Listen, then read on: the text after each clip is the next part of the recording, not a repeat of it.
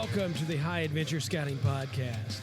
This is the source for all things high adventure for scouts, scouters, and anyone else interested in promoting high adventure trips for our youth. You can find all kinds of great high adventure options for your scouts at highadventurescouting.com. We are constantly updating the list of cool trips, and we want your input on your best trip.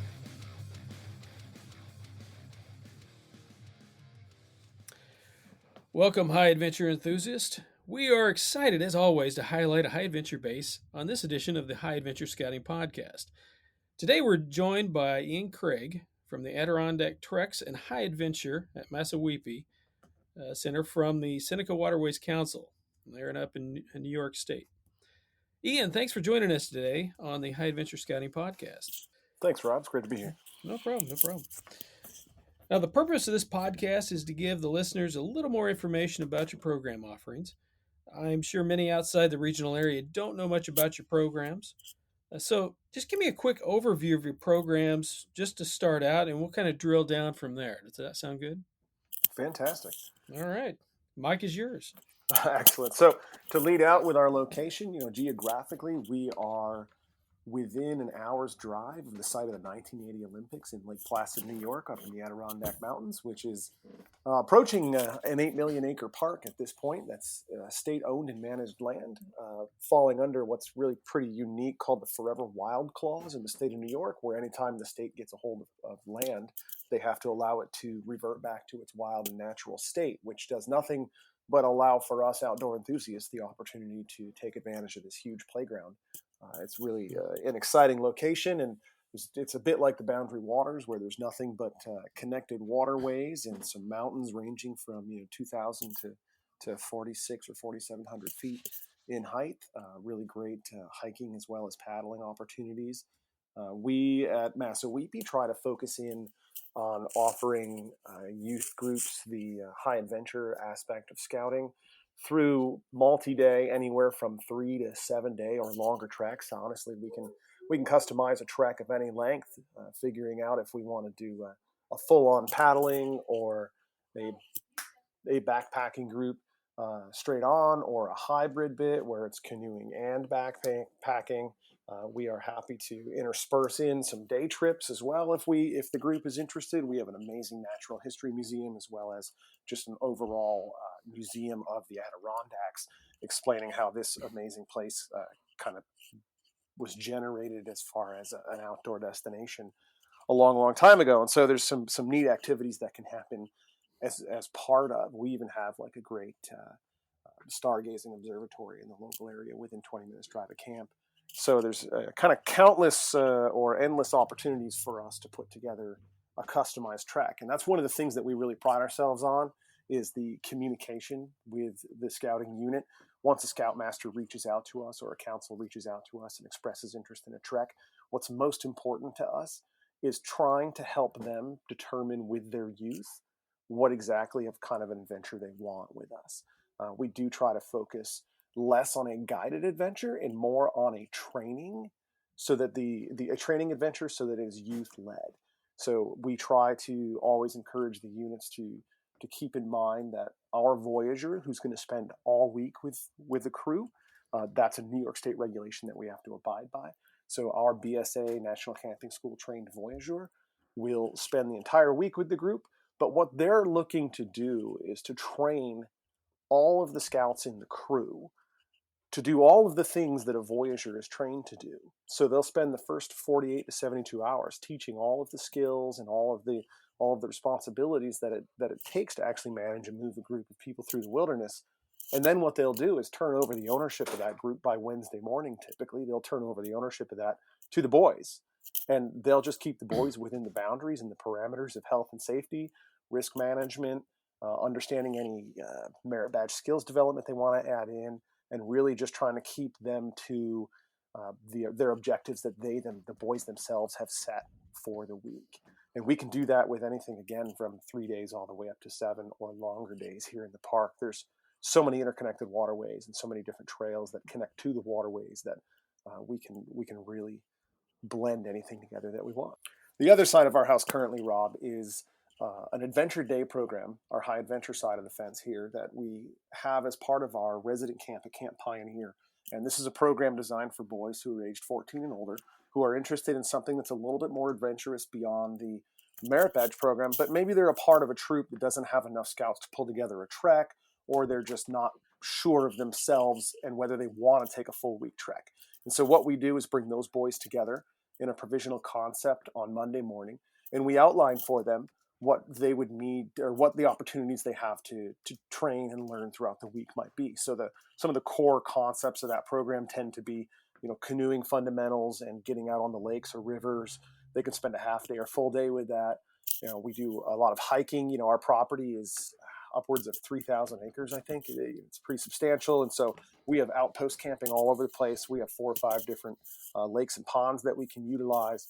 And so the group will go out and do some day trekking or some backpacking, or they'll work on orienteering, map and compass. We also have an advanced cooking workshop where we spend a half a day teaching them advanced cooking backpack or cooking skills over backpacking stoves, using natural wood fire to use something like a fry bake or a reflective oven to really up the game as far as food goes while out on the trail. We're introducing fire building, advanced fire building, working with limited dry or resourced materials. Looking at adding the Paul Bunyan Award in as a full day activity this coming year, so that the scouts will actually even teach our tenderfoot, our first year scouts. They'll teach, as part of the Paul Bunyan, they need to teach the Totemship Award. So having them do that, adding in there as a fun activity, a little bit of double bit axe throwing is kind of the culminating activity of that day. So we're hoping that really gets folks excited for next year. Well, what else can we do as part of Mountain Fox? There's all sorts of great little adventures in there. And it's really up to the boys. What they do is determine kind of their menu for the week. They set those goals. We talk to them about the health and safety, the risk management, what they need to be prepared for, what they need to get trained in, what equipment they need to bring each day, etc. And then they basically turn up at 8 or 8:30 in the morning, and we begin the day, and we come back at 4 o'clock, and they return to their home troop for the evening in resident camp. They are allowed to do an overnight on the property somewhere if they want as a group. This year, we actually even had a really great activity where they would spend the full day mountain biking over to a small mountain that we have in the area that has a fire tower on top. So they would mountain bike the 10 miles over to this mountain, climb the fire tower, come back down, and mountain bike all the way back to camp. And that would consume, a full day in a high adventure sort of activity. And then, of course, we're always trying to talk to them about what they might like to do with their unit back at home. How can they take these skills back to their home troop and encourage the younger boys to get interested in more of these adventure type activities. And so that's the other half of our major program currently. The other really interesting thing that we're working with, and we hope to establish that, the parameters of that in the next few weeks actually, is what we're calling the Gray Fox program, where we're trying to also target some of the adult leaders who are in resident camp. And while the boys are off at merit badge class, how can we work with the adult leadership on LNT, wilderness first aid, and some of the advanced backcountry skills, orienteering, cooking, fire building, so that also can transfer back to the units during the academic year when it's not summer camp. And so that program would be entirely new for us as a third program out of the Massaweepie Treks Center and Treks and High Adventure Center. So, we've got some exciting things in the works that we're hoping to find a place for everybody who attends camp at Massaweepie, whether it's for a weekend track or a full week track or resident camp. We want to make sure that everybody feels that they can come in and walk away from their scouting experience with something really great. Man, you've got a lot going on. I've been jotting notes down, and so I've got a couple of questions. Please. The Mountain Fox program. Now that's generally, I'm just guessing, this is generally for individuals who come to Camp Pioneer with their troop, and generally a little bit older boys, maybe not. They've done all the merit badges they want to do. This is the next step before they jump into a full week high adventure program itself out in the field. Does that sound about right? Correct. The goal Okay. is to build the confidence or bridge the gap where they maybe come from a troop that doesn't have more than 2 or 3 boys who are ready to do that. So we can still give them some of those opportunities without having to commit to that full 5-night overnight adventure. That's cool. And that's usually one of my questions is is the High Adventure program a part of or based at a scout camp to where the troop can go. The boys who want to do merit badges can do merit badges. And with this Mountain Fox, the older boys who want to do kind of sample High Adventure for the week, and then the real ambitious ones that want to go out on a traditional High Adventure trek that you have in the camp.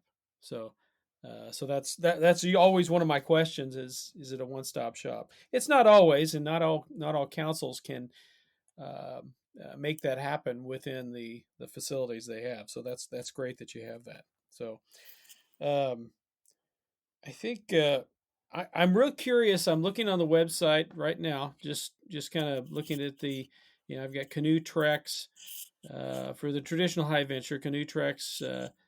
Have canoe hiking, backpacking, and so on. And it looks like there's all kinds of different options based on what the unit wants to do. How far, where they want to go, those kind of things. What's the traditional? Let's see, or is there a traditional trek that units will usually come to you guys for?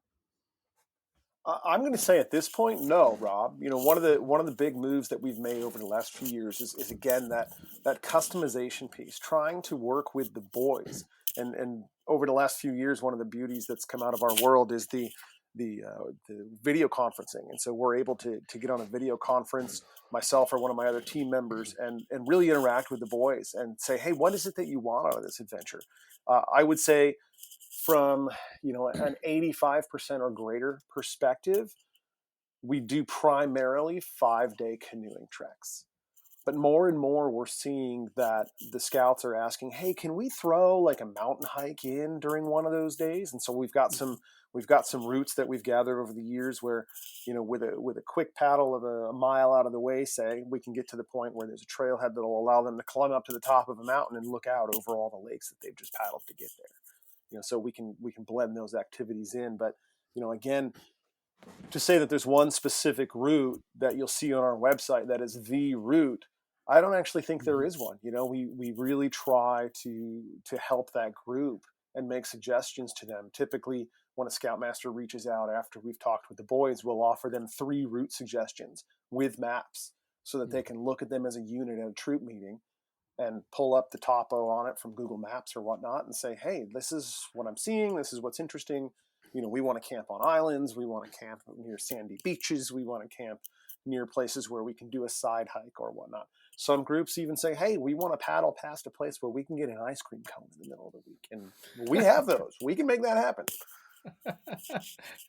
I think I would like that option. So, uh, when obviously with this program being based at a council camp, do you have um individuals come in that aren't they don't have a full crew with that particular unit that can be tag on or provisional with another unit? Is that possible for the traditional high adventure programs? We do always offer the opportunity on weeks, I think we're doing it weeks 3 and 5 currently, for a Mhm. provisional group. It's advertised on our website as a trek availability. Okay. I would say over the last 4 to 5 years, we have not executed any provisional groups. We have had some scouts tag on to a trek that is existing, and I've never had a troop tell me no unless they're at the point where they're exceeding our group size limit. So one of the things we do have to work around are the New York State regulations. And based on the different bodies of land that New York State has acquired over the years, they create a unit management plan, and that will outline for me what group size can actually overnight camp in the area. And so, as such, it's important to note that all of our treks are now limited to 8 people, as the impact that's happened over the last, again, 4 to 5 years with wilderness enthusiasts has been so great on the public lands that the state is starting to tighten up on the size of the groups that we allow. So one of the things that is a current consideration for all units that visit us is that maximum group size, basically of 7, because our Voyager makes it number 8, and that allows us to camp anywhere we want in the state of New York. Once we breach that 8, it becomes more challenging. We're limited in geographic locations that we can paddle or lakes that we can utilize, or hike or lakes, hike or paddle, I mean. And so the state never at any point in time in New York allows you to camp overnight with a group larger than 12. That's a state maximum law, top ceiling. So groups will allow that provisional. Back to your original question, groups will. I have never had a troop say no to adding on a father and son or a parent child to their trek if they're looking for numbers. Some of them do say, "Hey, we're a small group, really hoping that you might be able to find us 1 or 2 people," and we will reach out to some of our larger troops, even in our council, and say, "Hey, do you have anybody, an adult and a scout or 2 scouts that really want to join into a crew provisionally just to help this other group get in the woods?" And we have always made that work. It's never been a problem. Awesome. All right. So yeah, I think you're talking about the maximum number of people. Those units who have been to the Boundary Waters are familiar with that. We're generally, depending on what option you go with, whether it's a outfitter or Northern Tier, you're looking at max of 8 to 9 people total. So that's not a bad group. I'm not sure I would want a group bigger than that canoeing. So it just kind of keeps everybody together. So that's good. Uh, what's the now? You mentioned about the Voyagers that they're fairly well trained. Where do they come from, and what kind of background do they come from? So most often we wind up working with college students who have either matriculated out through scouting programs or have kind of found their way to us via some of the universities that offer outdoor education or recreation programs.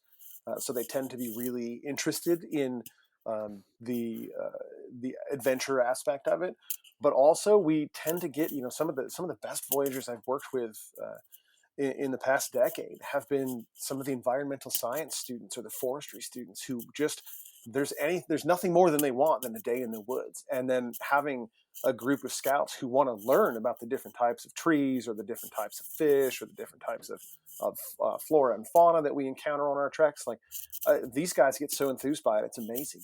So one of the things we try to do is make sure that we have a well-rounded group of voyagers. And again, much like we want to customize the adventure and experience to the boys' needs, we also try to line them up with the voyager who has a background that's going to well suit what their interests are. So we do offer at times fishing tracks where scouts just come up and say, "Hey, you know what? We want to go low and slow, and we want to try to catch as many different fish as we can and enjoy our week out there." And we'll have staff members, voyagers that just love fishing, and so we'll try to make that match happen for them in the background. And then at the beginning of the week, when they meet their voyager, here's a guy who knows exactly what the group is into, and they have kind of a common interest. So it's really fun. We do also wind up working with some retired adults who have said, "You know what, I would like to give back to the scouting program and spend a week out in the woods helping kids, youth become enthused about wilderness adventure experiences." And so the voyagers really can come from all backgrounds, all walks of life. We tend not to have, the state of New York requires that they have to be 18 years or older in order to be a representative of the camp on the trip. So one of the things we do have to balance is that fine line between the New York State Department of Children's Camp regulations as well as what the BSA expects. And that's what our Voyager is really trained to do, is to make sure that all of those pieces are managed in the background and never become a stress for the troops that are visiting us. Exactly. Well, that makes sense totally. Is there an average? I know everybody's curious about what's the cost. That's always going to come up. Is there a cost range for these kind of, especially the main, what I consider the main high adventure treks, the week long treks that you guys really specialize in for the high adventure program? Right on. Everything that we've got right now is priced between $400 and $500, depending on the time of year that you book. We have some early bird incentives. I believe the starting price for a trek, a full 5-day trek, which is truly 7 days at Massaweepie, pretty much a Saturday evening because of transport times. It's a Saturday evening to Saturday morning experience, and so that base price I believe is going to be $450 this year if you register and pay before March. After March, it raises to $500 per person, and that is all inclusive. The only thing that a unit needs to bring with them is their personal equipment. We offer all of the food, all of the trip planning, all of the transportation and logistics, all of the lodging. We do have tents available, but we encourage units to bring equipment as far as tents go that they're familiar with. Same for backpacking stoves. If they have stoves that they're familiar with, it just makes it a little bit easier once we get out on trail. But we do absolutely send out both white gas MSR stoves as well as jet boils with every crew, and we have the full patrol kit complement. So we really want to make sure that units don't feel like equipment is something that would encumber them from being a part of the adventure, and that cost for the week of the 450 or 500 for 2022 is going to be inclusive of all meals and everything from Sunday morning, all the way through until Saturday morning.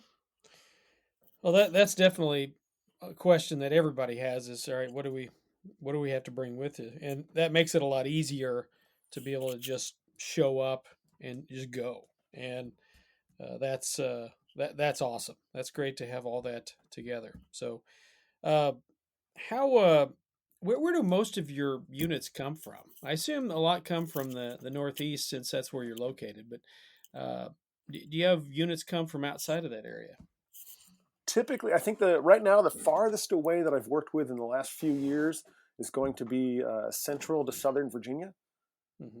We've had some. We had a group from Illinois come out a year ago. Maryland, Rhode Island, Massachusetts, Connecticut. A lot of folks right around the New England region. Most folks within that. Well, I guess Virginia would put it at a 13-hour or less drive. It's important to note, Rob, that we are not against making the 2-hour drive to one of the regional airports for us as well. Albany, New York is 2.5 hours from us. Plattsburgh has a regional airport, and they've got one of the smaller carriers. Geez, I forget what they're called. Allegiant Alliance Air, coming in from. I think I can run up there. That's about an hour and a half from us, and I can run up there and get on a flight to Denver in a hurry. So there's a number of options for getting to us. Syracuse, New York, Albany, New York, Burlington, Vermont, also all within 2.5 hours drive of us. And if we have a group that really wants to come in from further away, we don't have any qualms about sending a van over to grab them from an airport on a Saturday. Awesome. We all know the major high adventure bases around the country, and they offer some awesome programs. Have you been searching for a cool alternative from your typical high adventure trip? As a scout leader, I want to give our scouts some great alternatives. You need to check out highadventurescouting.com. You'll find information on over 30 different council high adventure bases in 24 states.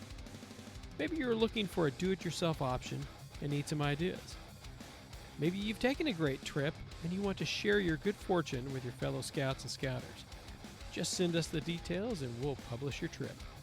Whatever your interest, highadventurescouting.com is the one-stop shop for all things high adventure. That's highadventurescouting.com. Now, I know you talked about kind of the area where you're at, not too far from Lake Placid, and I've been up there. It's a beautiful area. It's fairly remote. If you want to get away, it's a great place to go. And my wife and I were just amazed that they actually were able to do the Olympics at Lake Placid with just because it's out in the middle of nowhere. There's not much there, and we were amazed that they were able to do that at the time. So that's a great area to be in. How early do units have to sign up, or should they start looking to get a spot and not be at least to have something to do at your facility? That all, totally dependent upon the year. The ideal for us from a planning perspective and in a building enthusiasm and preparedness perspective, really, I would say if they can book by the end of March, that gives, you figure we only have 3 to 4 troop meetings in a given month. And so by booking March, that really only gives you, with the school schedule, that's really only giving us April, May to get the boys excited and prepared and ready for what's going to come in July and August. So March is a good deadline for us.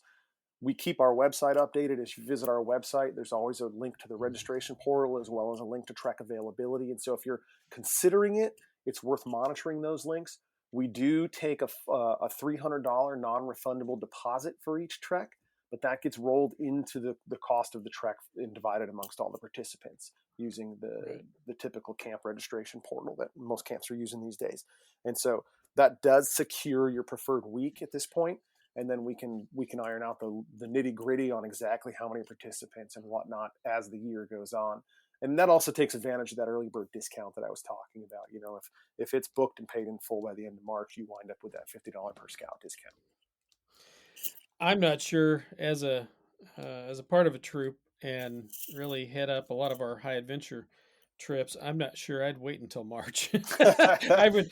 I'm a year in advance sort of guy, and but that offers a little bit more flexibility for those units that maybe want to take what I would consider a last minute trip, looking in March, to do that and make it a little easier on them. So I get everybody's on the different perspective. I'm in the planning perspective, but not everybody's like that. So Right on. I am a full on planner myself.